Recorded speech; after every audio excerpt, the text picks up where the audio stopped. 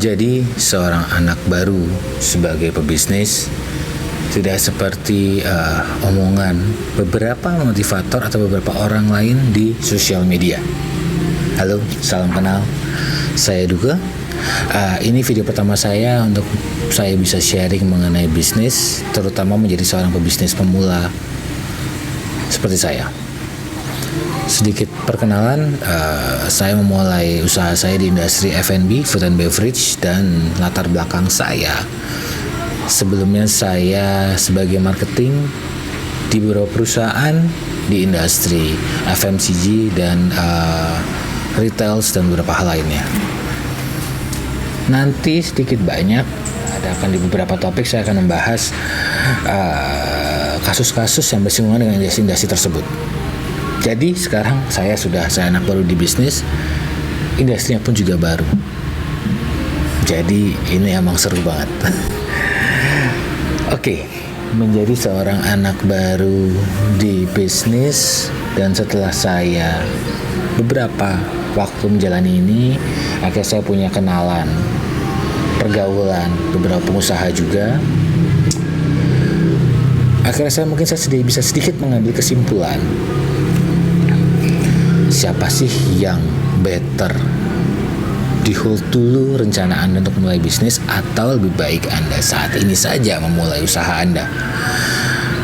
Menurut saya, menurut saya yang pertama itu adalah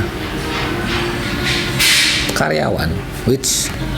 Kenapa karyawan? Saya juga karyawan loh. Enggak, jadi ini karyawan, ketika Anda stres di kantor, Anda stres menjadi karyawan, merasa berat dengan kemauan atasan yang banyak sekali maunya, revisinya banyak sekali, kerjaan tidak pernah berhenti, lembur terus, tidak punya waktu untuk keluarga dan lain-lainnya.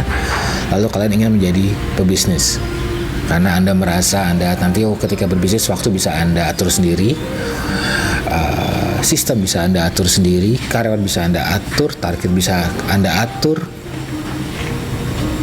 Kok menurut saya ketika motivasi Anda seperti itu, saran saya, kok better Anda pending dulu ya, better Anda hold dulu ya. Kenapa? Bisnis itu kolomnya beda sekali, stresnya beda sekali, bebannya beda sekali. Saya tidak bilang menjadi karyawan itu gampang ya. Stres juga iya, capek iya, pusing iya, diomelin iya, bisa bikin gak tidur juga iya, dan lain-lain. Tapi ketika Anda menjadi pengusaha, semua beban itu ada di Anda. Gaji karyawan, target Anda, marketingnya seperti apa, expense bulanan Anda, kapan pembayaran supplier, dan lain-lain. Bebannya ada di Anda. Dan belum tentu Anda mendapatkan penghasilan langsung di 1, 2, 3, 4, 5, 6 bulan pertama. Dibandingkan dengan menjadi karyawan, Anda positifnya adalah Anda akan mendapatkan penghasilan fix sebulan sekali.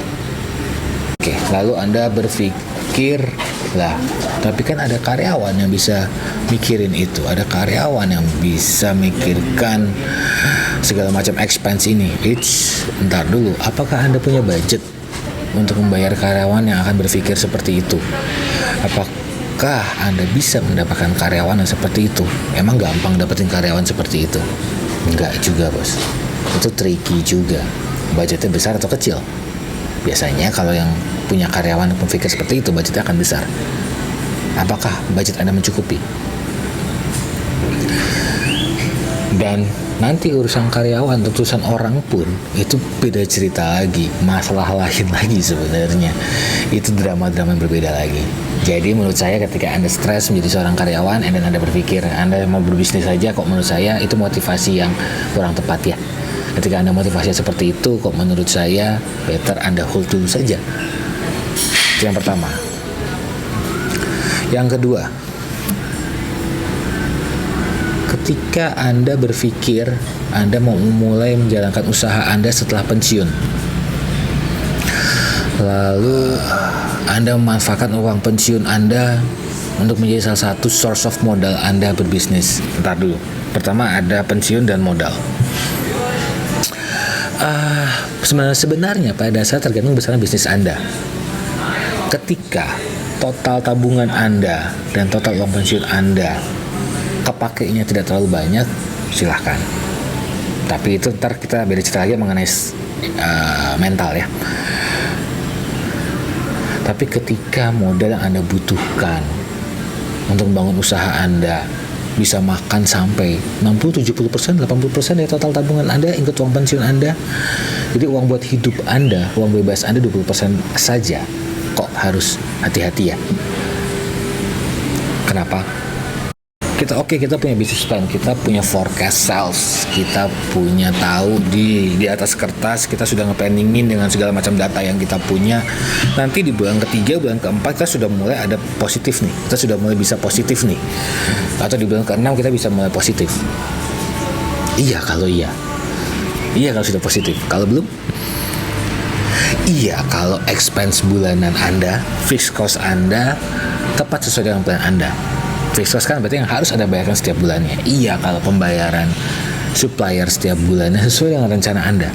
Iya kalau COGS Anda persentasenya compare to sales sesuai dengan perhitungan Anda awal. Kalau berbeda, Anda harus tutup dari mana?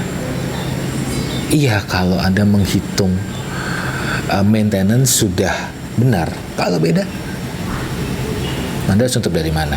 Bisa juga Anda bisa tutup dari 20% yang tadi itu.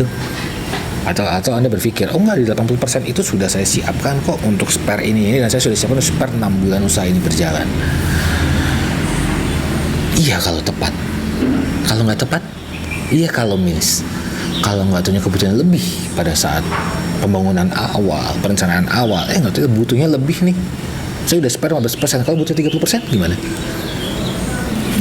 Banyak hal yang seperti itu. Sehingga membuat Anda harus memutar otak sekali. Dan ketika sudah memutar otak, kok masih belum achieve juga ya? Kok masih belum bisa nutup juga ya? Udah 6 bulan, 3 bulan, 4 bulan, belum nutup juga ya? It means itu adalah mental kita yang harus kita latih.